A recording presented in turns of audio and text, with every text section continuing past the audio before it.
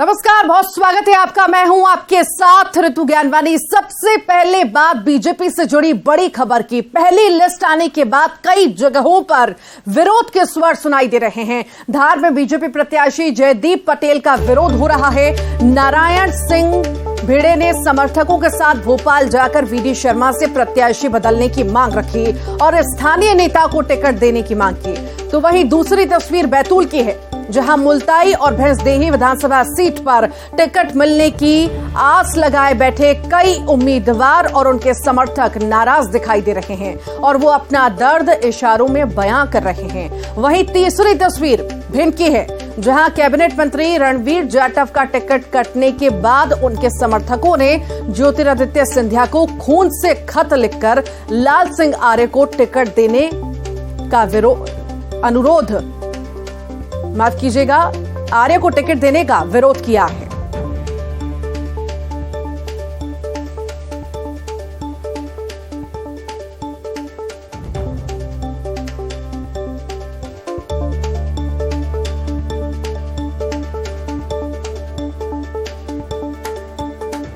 तो बीजेपी की पहली लिस्ट जारी हुई तभी से कहीं ना कहीं नाराजगी जो है देखी जा रही थी साफ तौर से, और अब कहीं ना कहीं हम देख रहे हैं काफी सारी जगह पर विरोध के स्वर जो है तेज होते दिखाई दे रहे हैं। स्थानीय नेताओं को टिकट देने की मांग की जा रही है।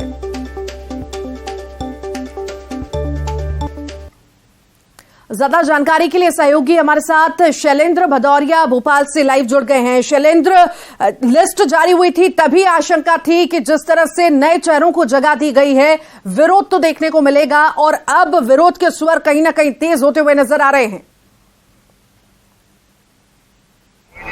बिल्कुल ऋतु, आपने ठीक कहा कि जिस तरीके से प्रत्याशियों की घोषणा हुई थी उसके बाद से लगातार जो है वो अलग अलग इलाकों से विरोध के स्वर दिखाई दे रहे थे। सबसे पहले जो है छतरपुर से जो तस्वीरें सामने आई थी जहां पर विरोध के स्वर आए थे, उसके बाद चाहे सबलगढ़ की बात हो, सुमावली की बात हो, या फिर जो अन्य दूसरे इलाके हैं खासकर चाचौड़ा की बात हो, तो ये वो इलाके हैं जहां से लगातार विरोध के स्वर जो है सामने आ रहे थे। और अब जिस तरीके से धार के कुक्षी से जयदीप पटेल को पार्टी ने अपना प्रत्याशी बनाया है, उनके खिलाफ भी बीजेपी के लोगों ने मोर्चा खोल दिया। प्रदेश अध्यक्ष वीडी शर्मा से उन्होंने मांग की है कि उनका टिकट बदला जाना चाहिए। उन्होंने कहा कि स्थानीय नेता जो है, जो लगातार काम कर रहे हैं, ऐसे लोगों पर पार्टी को भरोसा जताना चाहिए था, न कि नए चेहरों पर। और कई प्रत्याशी तो ऐसे भी हैं जो हाल ही में अपने जो बीजेपी दल में शामिल हुए थे और उसके बाद उनको टिकट दे दिया गया। तो ऐसे में विरोध का स्वर उठना लाजमी था, लेकिन सबको जो विरोध के स्वर उठ रहे हैं उनको समझाइश का दौर भी लगातार जारी है। संगठन के तमाम जो नेता हैं वो ऐसे लोगों से बात कर रहे हैं और बता रहे हैं कि क्यों पार्टी ने उनको प्रत्याशी बनाया है। और तो ये तमाम जो स्वर है वो लगातार उठ रहे हैं, लेकिन संगठन अपने स्तर पर सामंजस्य बिठाने का काम भी लगातार करने में जुटा हुआ है। जी शैलेंद्र, कुछ ही दिनों में हम ये मान रहे हैं कि दूसरी लिस्ट भी जल्द जारी हो जाएगी। जिस तरह से स्वर अभी तेज हो रहे हैं, तो आने वाले दिनों में और ज्यादा लोग होंगे जो इकट्ठा होंगे इसी तरह।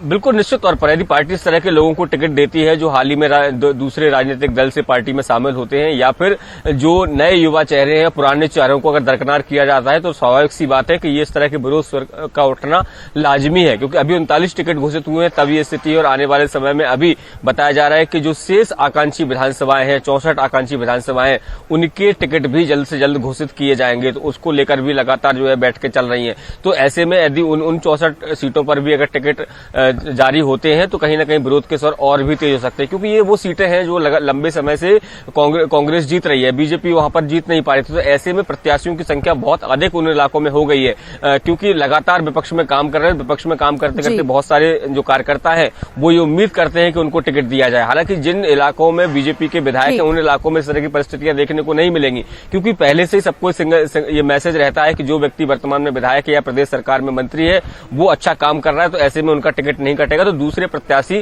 संभावित प्रत्याशी सामने नहीं आते हैं। लेकिन जिन इलाकों में बीजेपी नहीं जीत पा रही है, ऐसे इलाकों में संभावित प्रत्याशियों की संख्या बहुत अधिक होती है, और यही कारण होता है कि उनमें से यदि एक व्यक्ति को टिकट मिलता है तो बाकी के लोग जो है विरोध के स्वर उठाना शुरू कर देते हैं। जी जी शैलेंद्र, बहुत शुक्रिया। आप लगातार बने रहिएगा, फिर आपके पास लौटूंगी अगली खबर पर।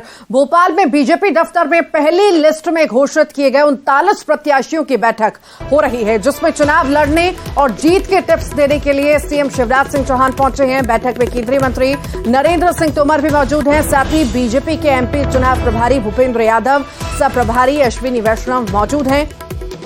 उम्मीदवारों को प्रशिक्षण दिया जा रहा है।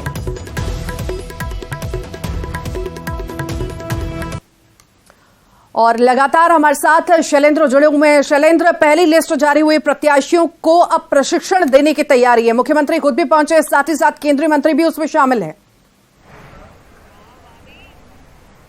बिल्कुल, तमाम जो वो लोग मौजूद हैं जिनको जो मध्य प्रदेश में चुनाव अभियान की अगुवाई कर रहे हैं, चाहे मुख्यमंत्री शिवराज सिंह चौहान हो या फिर जो चुनाव प्रभारी हैं भूपेंद्र यादव, सह प्रभारी अश्विनी वैष्णव, इसके अलावा चुनाव के संयोजक है नरेंद्र सिंह तोमर, प्रदेश अध्यक्ष वीडी शर्मा, ये सारे लोग इस बैठक में मौजूद हैं। सभी जो 39 विधायक हैं उनको आज राजधानी भोपाल बुलाया गया और लगभग 3 घंटे तक उनका प्रशिक्षण आयोजित किया जा रहा है। उनको ये बताया जा रहा है कि किस तरीके से उनको चुनाव में जाना है, जनता के बीच में जब जाना है तो किस तरह के वादे उनको करने, किस तरह से बात करनी है, कार्यकर्ताओं के बीच किस तरह के सामंजस्य बिठाना है, आचार संहिता जब लग जाएगी तो किस तरह के काम करने और कौन से काम नहीं करने। तो ये आवश्यक जो संवाद है, जो आवश्यक ट्रेनिंग है, वो यहां पर दी जा रही है। संगठन के तमाम जो दिग्गज हैं वो उनको बता रहे हैं ताकि आने वाले समय में परेशानी ना हो। क्योंकि देखिए, आज उनको बैठक में बुलाया गया है, पूरी बातें उनको क्लियर कर दी जाएंगी, किस तरीके से आपको चुनाव लड़ना है, किन मुद्दों को लेकर जनता के बीच में जाना है। क्योंकि ये वो सीटें हैं जहां पर कांग्रेस काबिज है, तो ऐसे में बहुत आवश्यक हो जाता है कि वहां के जो स्थानीय विधायक हैं उनके द्वारा कैसा काम किया गया उस सबको लेकर जनता के बीच में जाना है। प्रदेश सरकार ने कौन से बड़े काम किए उस इलाके के लिए, उनको लेकर जनता के बीच में जाना है और किसी तरह की कोई गलत बयानबाजी नहीं होनी है। ये सब जो है गाइडलाइन है वो आज उनको बताई जा रही है ताकि आज के बाद जब वो अपने इलाके में जाएंगे तो ये मानिए कि निश्चित तौर पर वो चुनाव प्रचार में जुट जाएंगे। भले ही तारीखों का ऐलान ना हुआ हो, लेकिन चूंकि उनका प्रत्याशी चयन हो चुका है, वो प्रत्याशी के तौर पर उस इलाके में जाएंगे तो ऐसे में चुनाव अभियान जो है वो शुरू करेंगे। तो चुनाव अभियान के पहले संगठन की ये पाठशाला बहुत आवश्यक थी और यही कारण है कि 39 विधायकों को आज बुलाया गया। खुद मुख्यमंत्री शिवराज सिंह चौहान यहां पहुंचे थे और पहला सेशन जो है वो उनकी तरफ से इनके साथ संवाद किया गया और अब जो है वो लगातार संगठन के जो दूसरे बड़े नेता हैं वो इनको लगातार जो है ट्रेनिंग देने में जुटे हुए हैं। जी ठीक, बहुत बहुत शुक्रिया शैलेंद्र जानकारी को साझा करने के लिए।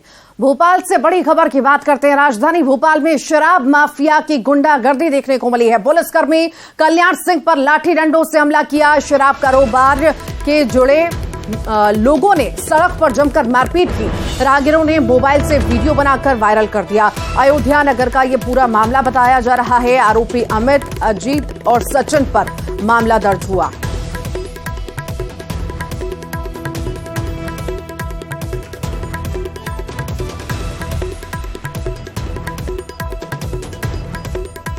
और ज्यादा जानकारी के लिए शैलेंद्र चौहान हमारे साथ जुड़ रहे हैं। शैलेंद्र, माफियाओं की गुंडागर्दी लगातार बढ़ती जा रही है और कुछ ऐसी ही तस्वीर हमें देखने को मिली है। क्या है पूरा मामला, बताइए।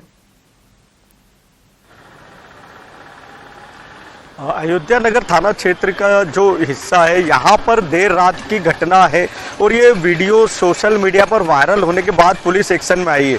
तो अभी तक ये पता नहीं चल पाया था कि ये किसने किया है घटनाक्रम, लेकिन वीडियो आने के बाद पता चला कि कोई भूपेंद्र सेंगर है, अजीत द्विवेदी है, ये सब शराब कारोबारी है, शराब के कारोबार से जुड़े हुए हैं। आप देखिए वीडियो में नज़र भी आ रहा है, वहीं पर एक शराब की दुकान भी नज़र आ रही है। बताया जा रहा है वहाँ पर देर रात तक शराब की दुकानें भी खुली रहती है और इसी कारण वहां पर पुलिसकर्मी जो गश्त कर रहे थे वो लोग वहां से गुजर रहे थे और उस बीच यहां पर किसी बात पर पुलिस और शराब कारोबारियों के बीच आपस में विवाद हुआ। लेकिन उसके बाद पुलिसकर्मियों पर वो अचानक से टूट पड़े, लाठी डंडों से हमला करने लगे। सबसे बड़ी बात है कि भोपाल में पुलिस कमिश्नरी सिस्टम लागू है, तो इस सिस्टम की भी पोल खुलती हुई दिख रही है कि यहाँ पर वर्दी में तैनात पुलिसकर्मी जो कि ऑन ड्यूटी है उसको किस तरीके से मारपीट की जा रही है, डंडों से पीटा जा रहा है। ये बड़ा ही चौंकाने वाला वीडियो है और अब पुलिस उसके बाद एक्शन में आई। जब सोशल मीडिया पर वीडियो वायरल हुआ उसके बाद इन आरोपियों के खिलाफ शासकीय काम में बाधा, इसके अलावा अलग अलग धाराओं में केस दर्ज किया गया है। 2 आरोपी गिरफ्तार किए जा चुके हैं। बात यह भी आ रही कि इन शराब कारोबारियों को किसी न किसी मंत्री का संरक्षण प्राप्त है, इसलिए के हौसले इस तरह से बुलंद थे। ठीक, बहुत बहुत शुक्रिया शैलेंद्र जानकारी को साझा करने के लिए।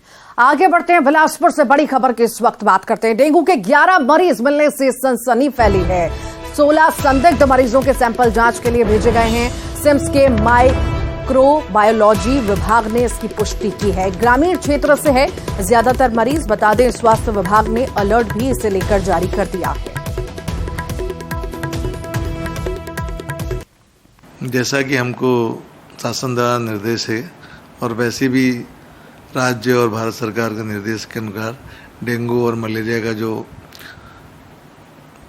प्रतिरोधक उपाय हैं वो हम लोग पूरे स्तर पर कर रहे हैं, वार्ड पे, और लोगों को जागरूक कर रहे हैं अपने अपने घरों के आसपास पानी का जमाव मत हो। अब वर्तमान में हमारे पास में 1 महीने का जो सैंपल प्राप्त हुए हैं विभिन्न विभागों से, वो 11 मरीजों के रक्त परीक्षण में डेंगू पॉजिटिव पाया गया है और अभी 16 और सस्पिशियस सैंपल प्राप्त हुए हैं जो अभी लगना बाकी है। उमेश मौर्य हमारे साथ सहयोगी जुड़ गए हैं ज्यादा जानकारी देने के लिए। उमेश, डेंगू का प्रकोप लगातार बढ़ता जा रहा है और आए दिन मरीज मिल रहे हैं, आखिर स्वास्थ्य विभाग कितना अलर्ट है इसे लेकर के और कितनी व्यवस्थाएं हैं अस्पतालों में?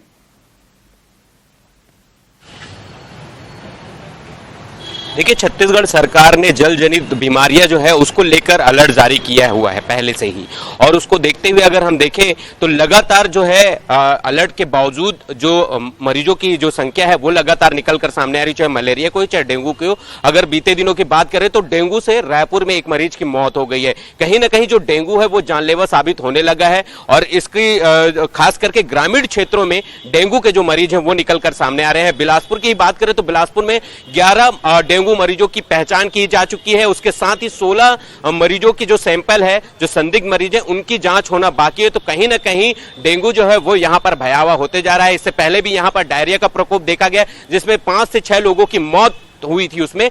लेकिन स्वास्थ्य विभाग जरूर अभियान चलाता है, अभियान चलाकर जागरूकता अभियान चलाकर लोगों को हिदायत देता है, समझाइश देता है, लेकिन बावजूद उसके कुछ उसका परिणाम निकलकर सामने नहीं आ रहा है। यही वजह है कि एक बार फिर से बड़ी संख्या में डेंगू के मरीज निकलकर सामने आए हैं। अगर हम ग्रामीण क्षेत्रों की बात करें तो कहीं ना कहीं ग्रामीण क्षेत्रों में जो जल भराव वाली स्थिति है, बर्तन में या पुराने कूलर्स में जो पानी जमा हो जाता है, उसकी वजह से जो डेंगू के लार्वा है वो वहां पर पनपते हैं, जिसकी वजह से डेंगू जो है वो लोगों को बीमार कर रहा है। अब ये यहां पर बिलासपुर में भी स्वास्थ्य विभाग ने अलर्ट कर दिया। हालांकि जैसे ही 11 मरीजों की पुष्टि हुई उसके बाद स्वास्थ्य महकमे में हड़कंप मच गया है। स्वास्थ्य विभाग अलर्ट जारी करते हुए तमाम जो यहां पर स्वास्थ्य केंद्र है, उप स्वास्थ्य केंद्र है, वहां पर कैंप लगाने की निर्देश जारी किए हैं ताकि उन मरीजों की पहचान की जाए। इसकी शुरुआती जो लक्षण उन्होंने बताया, डॉक्टर ने जो बताया वो यह है कि हाथ पैर में दर्द, शुरुआती वायरल फीवर जैसी स्थिति निर्मित होती है। उसके बाद धीरे धीरे ये जो बीमारी है वो घर कर जाती है और डेंगू का बड़ा रूप ले लेती है,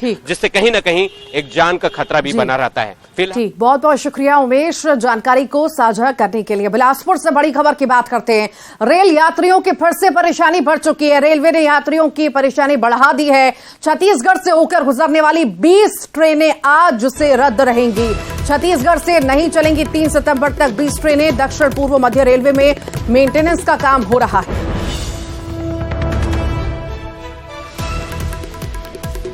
तो रेलवे ने यात्रियों की परेशानी एक बार फिर से बढ़ा दी है। बता दें, छत्तीसगढ़ से होकर गुजरने वाली 20 ट्रेनें आज से रद्द रहेंगी। छत्तीसगढ़ से नहीं गुजरेंगी 3 सितंबर तक 20 ट्रेनें और प्रभावित होंगे आम लोग। दक्षिण पूर्व मध्य रेलवे में मेंटेनेंस का काम हो रहा है और इससे यात्रियों को परेशानी होगी।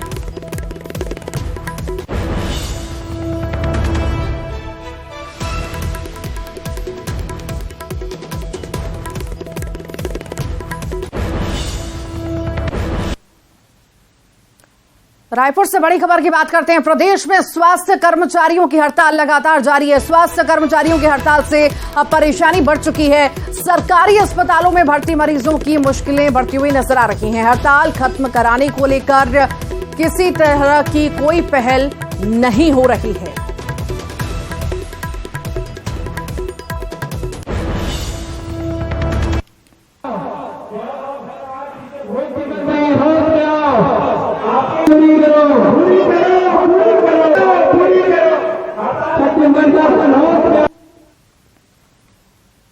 अंबिकापुर से बड़ी खबर है। शहर में चोरों के हौसले बुलंद हो चुके हैं। रिटायर्ड प्रिंसिपल के घर चोरी हुई है। 2 लाख नकदी सहित 10 लाख के गहने पार किए गए हैं। सीसीटीवी का डीवीआर भी ले उड़े हैं चोर। सूचना पर पुलिस पहुंची, जांच में जुटी हुई है। कोतवाली थाना क्षेत्र का ये पूरा मामला आपको बता रहे हैं।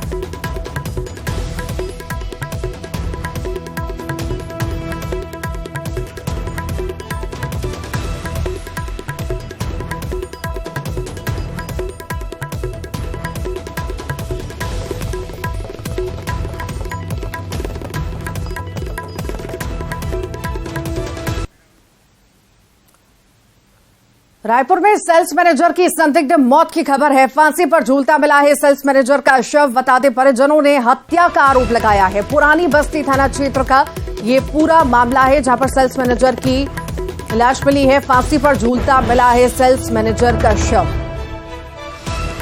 सेल्स मैनेजर की संदिग्ध मौत हुई है। बता दें आपको, फांसी पर झूलता हुआ मिला है सेल्स मैनेजर का शव और परिजन हत्या की आशंका जता रहे हैं।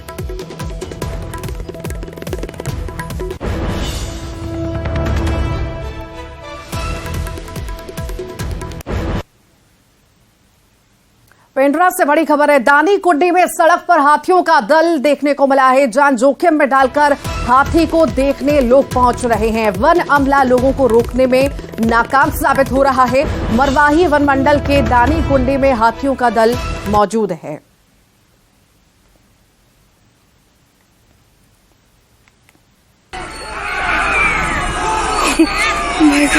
तीन आ गए रोड में।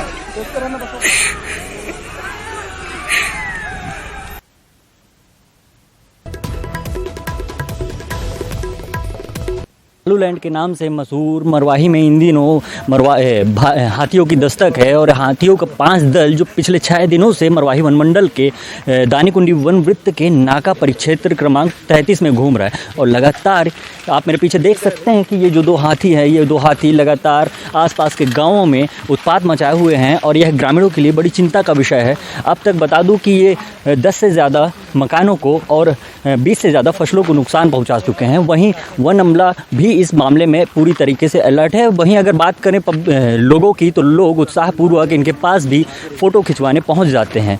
न्यूज़ 18 छत्तीसगढ़ के लिए गौरेला पेंड्रा मरवाही से सुबीर चौधरी। उज्जैन से बड़ी खबर की बात करते हैं। चलती कार में आग लगी है। कार जलकर खाक हो गई। ड्राइवर ने कूदकर अपनी जान बचा ली। हरी फाटक ओवर ब्रिज पर यह हादसा हुआ है। चलती कार में अचानक से आग लगने की तस्वीरें आप देख रहे हैं और कुछ ही देर में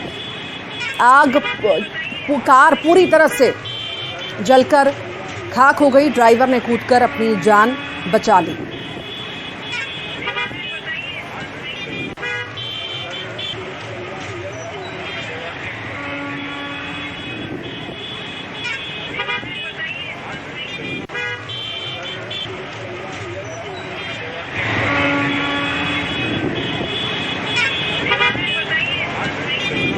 चलती कार में अचानक से आग लगी है। तस्वीरें आप देख रहे हैं। अचानक से आग इतनी ज़्यादा बढ़ गई कि पूरी तरह से कार जलकर खाक हो गई। वो तो मौके पर जो कार सवार था, कार चालक था, उससे कूदकर अपनी जान बचा ली, वरना बड़ा हादसा हो सकता था। हरी फाटक ओवर ब्रिज पर यह हादसा हुआ है और कुछ देर के लिए रास्ता भी बाधित हुआ।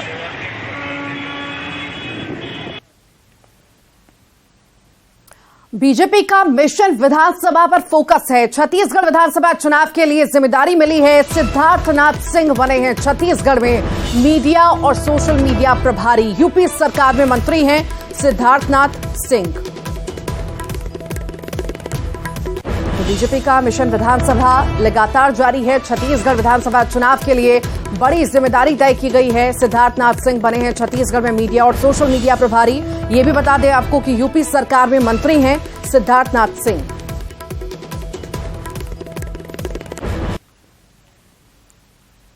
खरगोन के देवाड़ा गांव में एक ऐसा परिवार है जो एकजुटता और आपसी समन्वय से रहने का संदेश दे रहा है। आदिवासी क्षेत्र में 90 सदस्यों का यह संयुक्त परिवार एकजुटता के लिए प्रेरणा भी बना हुआ है। हाल ही में मुख्यमंत्री लाडली बहना योजना के तहत परिवार की 12 महिलाओं को लाभ मिला है। परिवार के 5 सदस्यों को किसान सम्मान निधि और 4 सदस्यों को वृद्धा पेंशन मिल रही है। लाडली बहना योजना लागू होने से परिवार को करीब 20,000 रुपए मिल रहे हैं। खास बात यह है कि करीब 40 एकड़ से अधिक जमीन पर खेती करता है। परिवार ने अपने स्वर्गीय बड़े भाई की याद में हाल ही में एक मंदिर भी बनवाया है।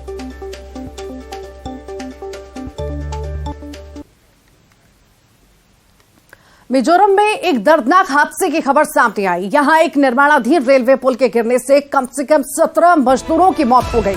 घटनास्थल पर कई अन्य लोगों के फंसे होने की आशंका जताई गई। जहां घटना हुई वो जगह राजधानी आइजोल से करीब 21 किलोमीटर दूर है। ये घटना आज सुबह 10 बजे के करीब हुई है। तो 17 मजदूरों की इस हादसे में मौत हुई है। रेस्क्यू ऑपरेशन अभी भी लगातार जारी है। सुबह के वक्त लगभग 10 बजे हादसा हुआ। अंडर कंस्ट्रक्शन रेलवे पुल गिर गया और ये बड़ा हादसा हो गया। 17 मजदूरों की इसमें मौत हो गई। रेस्क्यू ऑपरेशन लगातार जारी है। बता दें कई सारे लोगों के फंसे होने की भी खबर है। और इसी के साथ ही फिलहाल के लिए इस बुलेटिन में इतना ही।